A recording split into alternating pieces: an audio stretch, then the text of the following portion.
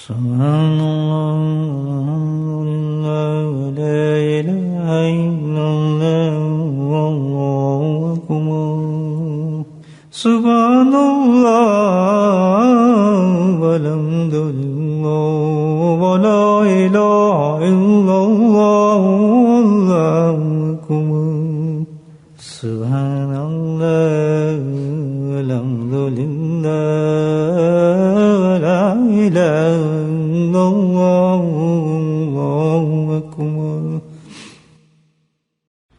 نحمده ونصلي على رسوله الكريم أما بعد قال الله تعالى في القرآن المجيد فأعوذ بالله من الشيطان الرجيم بسم الله الرحمن الرحيم إن الله وملائكته يصلون على النبي يا أيها الذين آمنوا صلوا عليه وسلموا تسليما اللهم صل على سيدنا مولانا محمد نبي الأمي وأزواجه أمهات المؤمنين اللهم صل على سيدنا مولانا محمد وآله ألف مرة اللهم صل على سيدنا ومولانا محمد وآله وصحبه وبارك وسلم أما بعد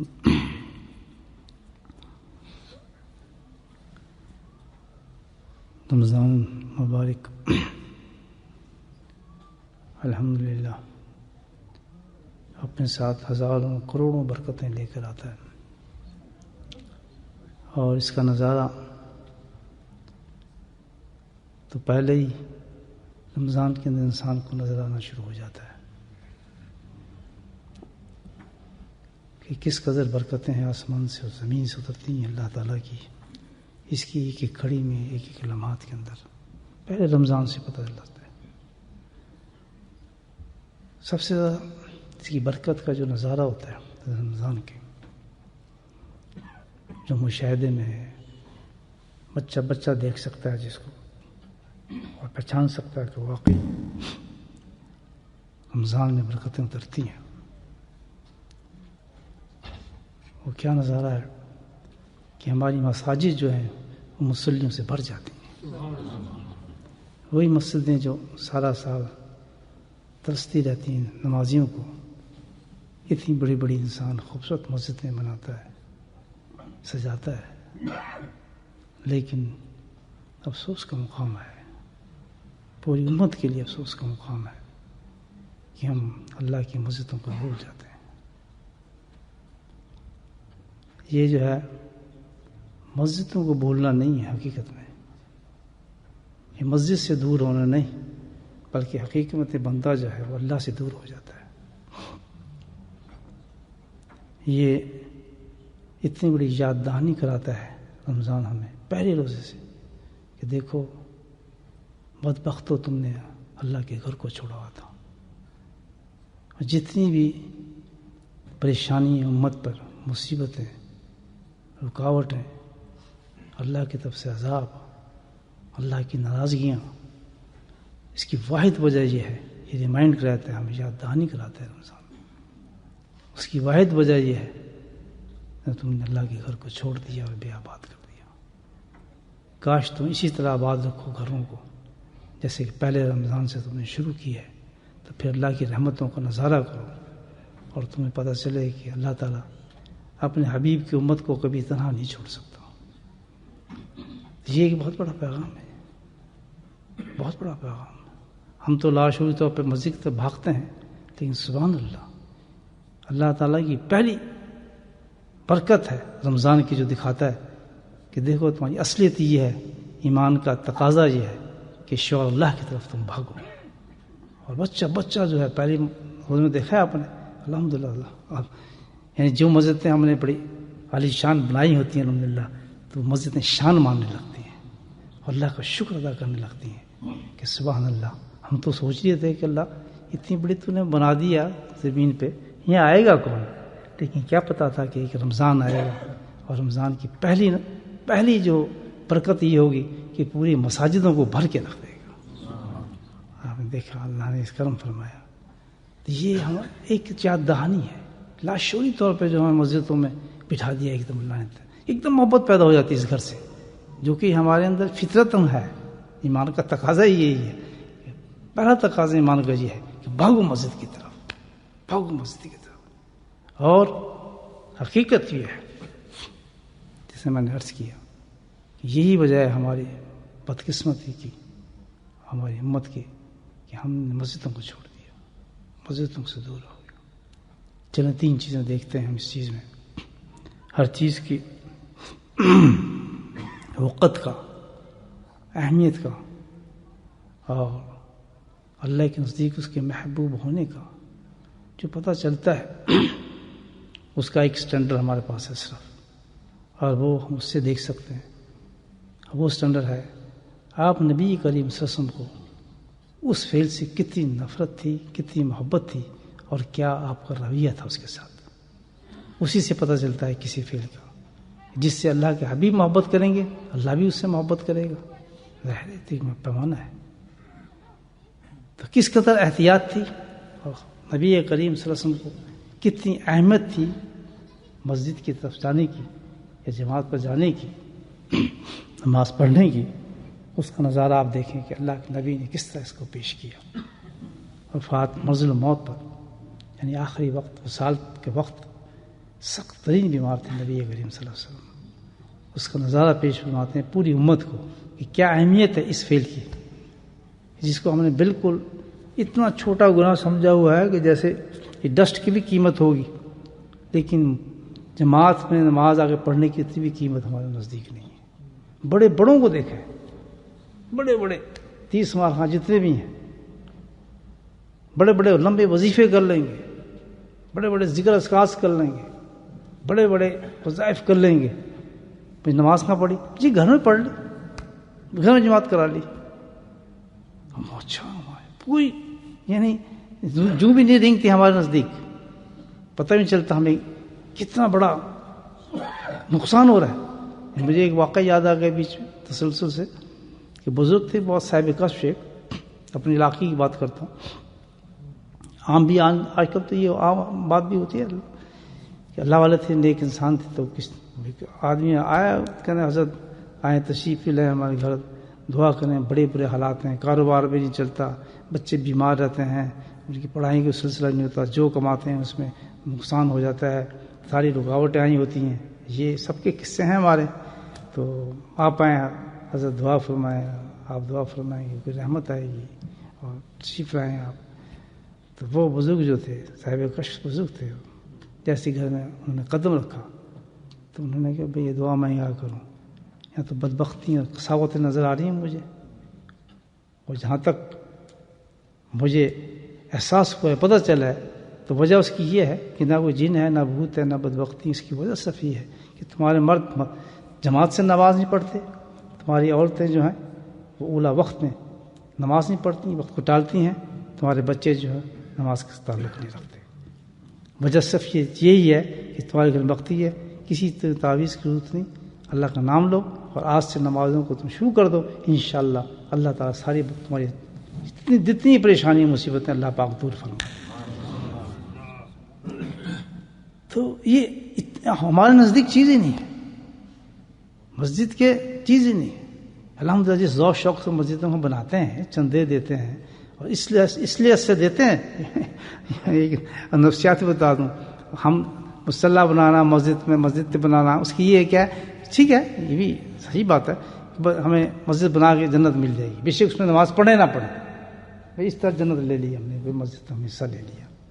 ٹھیک ہے یہ بات تو صحیح ہے، ایسا لے لیا، لیکن کل اللہ پوچھے گا جو کبھی ہم نے ایسے کیا کہ ایک بہت عالی شان بنائے یا اس مکان میں اپنے رشتے داروں سے پیسے لے کے اور مکان بنا کے بعد ہم اس میں رہتے نہیں، یہ کبھی آج تک دیکھا آپ نے کسی انسان کو؟ یہ ہمارا تعلق اس طرح مسجد سے تعلق تھا. نبی کریم صلی اللہ علیہ وسلم کو تعلق بتایا کہ اس وقت اس حالت کے اندر آپ صلی اللہ علیہ وسلم تشریف لا رہے ہیں مسجد کے اندر، اور یہ حالت ہے کہ آپ کے قدم مبارک جو ہیں وہ زمین سے اٹھ ہی نہیں رہے، پاؤں رگڑتے ہوئے آ رہے ہیں اس طریقے سے، اور چلنے کے قابل نہیں. ایک ہاتھ تو حضرت عباس رضی اللہ تعالیٰ نے پکڑا اور دوسرا ہاتھ حضرت علی کرم اللہ وجہ نے پکڑا. ہاتھ سے سہارا دیا دونوں نے اور چلتے آ رہے ہیں. پتہ نہیں کتنا بڑا کام ہے صرف یہ کہ جماعت کے ساتھ میں نماز پڑھ لوں گا. دیکھیں یہ کتنا بڑا فیل ہے. آپ اس کے بعد میں کوئی مثال ملتی نہیں ہے. نماز جماعت سے چھوڑنے کی کوئی مثال میرے خیال تو نہیں ملتی. تو سب سے بڑا ہم اندازہ لگا لیں کہ ہماری زندگی کے سب سے بڑا ڈیزاسٹر جو ہے, پوری امت کا ڈیزاسٹر جو ہے, اس قدر بھاگ گئے ہم جماعت سے نماز سے کہ جس کا تعلق ہے کچھ نہیں. محبت کا دیکھیں مثال. اب اس کی اہمیت کی مثال دیکھ لیں کہ یہ اہمیت اتنی ہے, اب محبت کتنی ہوگی اس عمل پر, اس فعل پر, کہ جب انسان آخر نماز کو جماعت کے ساتھ پڑھتا ہے. ابو سعید خدری حدیث سے مشہور آپ سنتے رہتے ہیں, دہانی اور یاد دہانی کرا رہے ہیں ہمیں ہاتھ یہ رمضان تو, کہ مسجد میں ایک بوڑھی عورت تھی, کالی بیچاری, غریب, جس کو دیکھتا بھی نہیں. تو اس کو ایک شوق تھا بیچاری کو, شوق یہ تھا جب تو لوگ ہوتے تو ٹوٹی پوٹی کوئی جھاڑو تھی اس کے پاس, نہ اس نے کوئی الیکشن لڑنا تھا مسجد کا, نہ کچھ نے بیچارے کچھ رٹ لینی تھی. اس وقت تو سارے نظر آ جائیں گے, لیکن جس وقت الیکشن کو سب نظر آئیں گے. معذرت سے بات کر رہا ہوں سب, لیکن کبھی بھی ان کو کسی نماز کے اندر آپ کھڑے نہیں دیکھیں گے. کیا وہ ڈیزرو کرتے ہیں؟ مجھے بتائیں کہ مسجد کے اندر آ کے وہ کچھ انتظام کر سکیں کہ بات کر سکیں, سوال ہی پیدا نہیں ہوتا. تو وہ ایک خاتون ایسی تھی بیچاری اللہ والی, تو اس نے بس مسجد پر پکڑا تھا اپنے اللہ سے تعلق بنانا, اس نے اور جھاڑو سے دن کی ان کو اٹھا دیتے چلے جاتے تھے. کسی کی نظر پڑتی نہ پڑتی, کسی کے صحابی کیا بڑے بڑے درجے کے صحابی تھے, تو کسی اس کی کیا اہمیت ہو سکتی, لیکن اس میں رحمت اللہ علیہ کی نظر رحمت اس پہ پڑی ہوئی تھی. اس کے لیے معمولی چیز, اللہ کے نبی کی نظر پڑ چکی تھی اس عورت پر. ہوا یہ کہ اس کا انتقال ہو گیا. تو دیکھیں آپ سبحان اللہ, یعنی اس کی اب محبت کا اندازہ لگائیں, اس فیل کی محبت کا اندازہ لگائیں. معمولی شخصیت تو نہیں ہے نبی پاک سے, اندازہ لگائیں.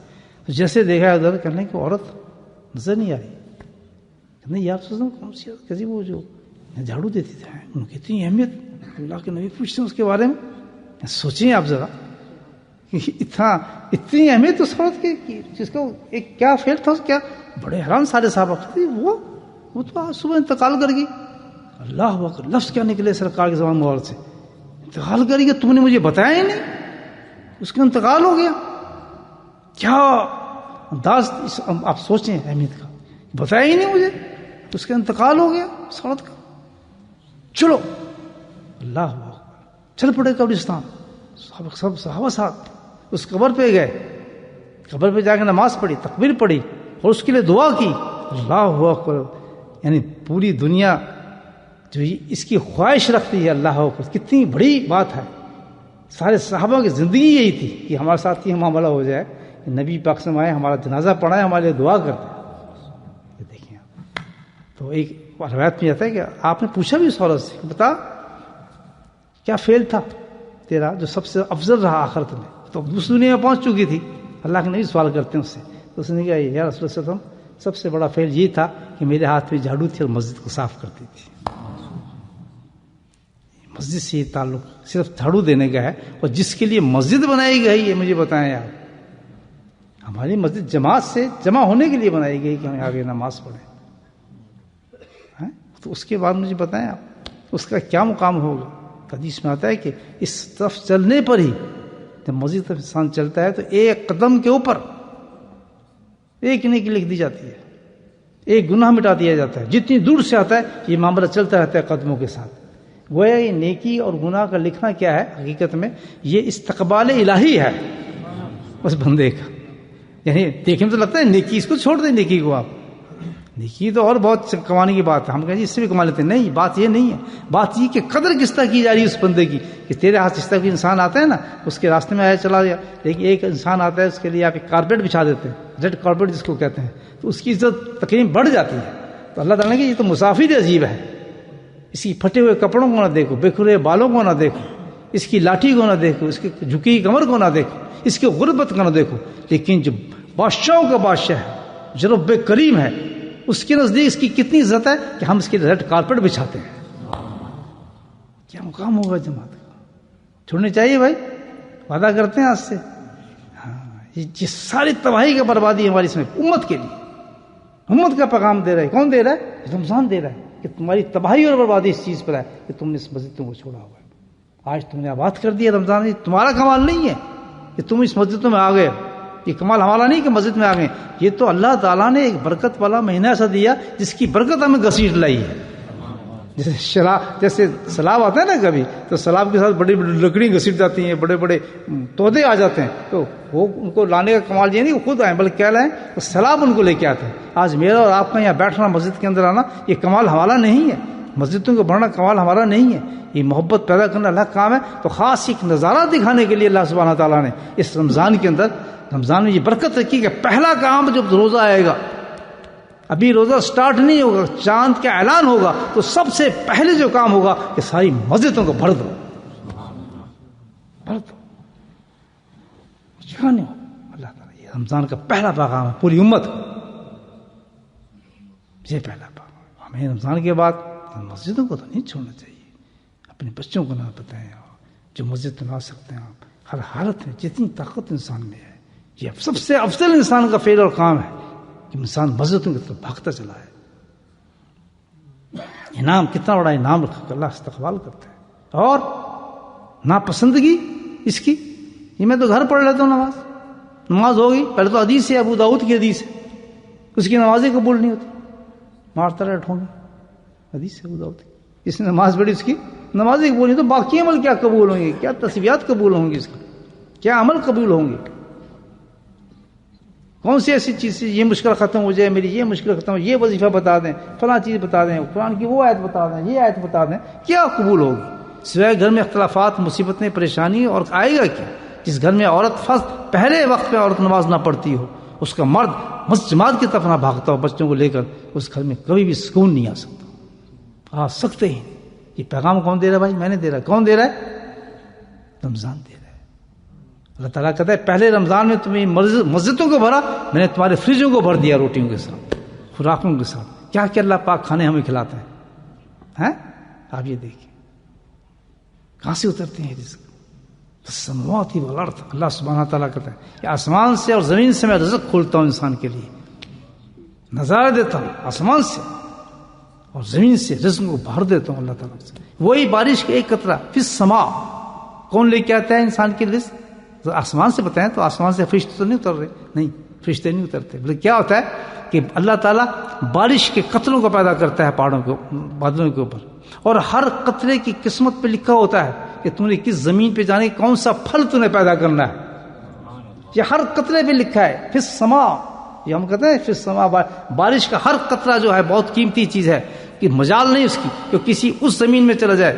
اس قطرے پہ لکھا ہے کہ تم نے اس زمین پہ گرنا ہے اور وہاں سے تم نے نخل پیدا کرنا ہے، وہاں سے تم نے کھجور پیدا کرنا ہے. آپ دیکھ لیں کہ زمین ایک ہی ہے، لیکن کہیں سے انار پیدا ہوتا ہے، کہیں سے آم پیدا ہوتا ہے، کہیں سے تربوز پیدا ہوتا ہے، اور کہیں سے کھجور پیدا ہوتی ہے. آپ یہاں جامن کا پھل لگا کے دکھا دیں مجھے، یہاں فالسا بنا کے دکھا دیں. فالسا سمجھتے ہیں نا؟ وہ اٹھا دیں. وہ تو ہم کہتے ہیں گرمی چاہیے، کچھ نہیں چاہیے، ہمیں اللہ چاہیے. ان چیزوں کے لیے کیا چاہیے؟ اللہ چاہیے. اللہ نے نظام ہی ایسا رکھا ہے کہ سب سے پہلے فی السماء والارض، زمین کا کام بعد میں، پہلے آسمان سے جو قطرہ لے گا وہ اپنے ساتھ وہ چیز لے کے اترتا ہے کہ تو نے یہاں سیب لگا تو یہاں فلاں لگا، اور اسی زمین پہ گرے گا وہ قطرہ جہاں سے سیب ہوگے گا. یہ ہے اس کی تفسیر. والارض، پھر زمین دوسرا کام کرتی ہے اپنا. جب اس کو میسج مل جاتا ہے کہ یہ قطرہ یہ میسج لے کے آیا اپنے رب کی طرف سے کہ تو نے مجھ میں سیب کو پیدا کرنا ہے، تو لاکھ کوشش کر لیں آپ یہاں تربوز پیدا کرنے کی، تربوز پیدا نہیں ہوگا. زمین کی مٹی ایک ہے، ہر جگہ کی ایک ہے، کوئی فرق نہیں مٹی میں، روڑوں میں کوئی فرق نہیں. آپ دیکھ لیں، کیمیکل کا تجزیہ کر کے دیکھ لیں کس میں فرق پیدا کر دیا. حکم نے دے دیا اللہ نے اس قطرے کو کہ تو دوسری چیز پیدا نہیں کر سکتا، تو نے پیدا ہی وہ کرنا ہے یا نہیں. تو اس سب کو ناراض کر دیں. کتنی بڑی ناراضگی ہے اس فعل کی، اس فعل کی کتنی بڑی ناراضگی ہے. آپ دیکھیں جماعت کے ساتھ نماز نہ پڑھنے کی، وہ بھی ہمیں کون بتائے گا؟ نبی کریم کا فعل بتائے گا. آپ نے کر کے بتایا تینوں چیزوں. کیا ناراضگی ہے؟ فرماتے ہیں یہ حدیث بڑی مشہور حدیث ہے، ہم پڑھتے رہتے ہیں. پھر جماعتوں میں جاتے ہیں، جماعت میں یہ تو باتیں ہوتی ہیں، سنتے ہیں باتیں جماعت سے، اس لیے جماعت میں جاتے ہیں. یہ کیا اللہ کے نبی صلی اللہ علیہ وسلم رحمۃ اللہ عالمین، اور کیسے لفظ آپ کی زبان سے نکل، رؤوف رحیم لفظ کیسے نکل رہے ہیں آپ اندازہ لگائیں. کس قدر ناراضگی اور غصہ ہوگا اس وقت کہتے ہیں اگر جماعت ہو رہی ہو، مفہوم بتاتا ہوں حدیث کا، دل کرتا ہے کہ مصلی پہ کسی کو کھڑا کروں، اذان ہو مصلی پہ کسے کروں، میں کسی کو کہوں کہ لکڑی جمع کر اور جا کر اس گھر کے اندر جس گھر سے آدمی جماعت میں شامل نہیں ہوا اس گھر کو آگ لگا دو۔ آگ لگانے سے مراد کیا ہے؟ ورب نہیں دیکھے آپ، آگ سے کہ سب کچھ مٹ جاتا ہے اس گھر سے جس وقت انسان جماعت سے نہیں آتا، جس وقت یعنی ایک اشارہ دے دیا اللہ کے نبی نے کہ ہوتا کیا ہے، جیسے گھر کے اندر آگ لگ جاتی ہے کچھ بچتی ہے چیز، مجھے بتائیں نہ گھر بچتا ہے نہ بار بچتا ہے۔ ابھی پچھلے دنیا کی جگہ آگ لگی گھر تو آدمی رو رہا تھا کہ کچھ بھی نہیں بچا، فلاں بھی مر گیا، فلاں بھی مر گیا، فلاں، اخباروں میں پڑھتے رہتے ہیں آپ، اس کو کیا ہوتا ہے؟ آگ کھا گئی سب کچھ۔ تو اللہ کے نبی نے فرمایا اس شخص کے گھر میں جو جماعت کے ساتھ نہیں نکلتا، کوئی شرعی عذر نہیں ہے، تو اس کے گھر میں کیا ہوتا ہے؟ سب کچھ ختم ہو چکا ہوتا ہے، وہ جو کچھ دیکھ رہا ہے وہ ایک سیمپل ہے، اس میں کچھ بھی نہیں ہے، بے جان روح ہے۔ جیسے ایک تصویر پڑی ہوتی ہے وہ بے جان روح ہے، جیسے لٹکی ہوتی ہیں تصویریں، کچھ بھی نہیں اس کے اندر، نہ کھانے کے اندر برکت، نہ اٹھنے میں برکت، نہ بچوں میں برکت، سب شیاطین شکلیں اختیار کر جاتے ہیں۔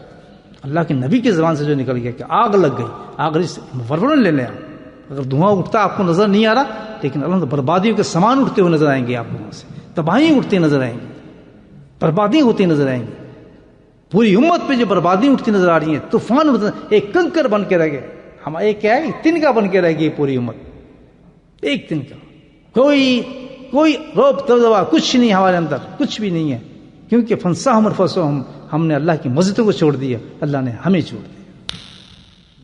یہ پیغام ہے رمضان کا دوستو۔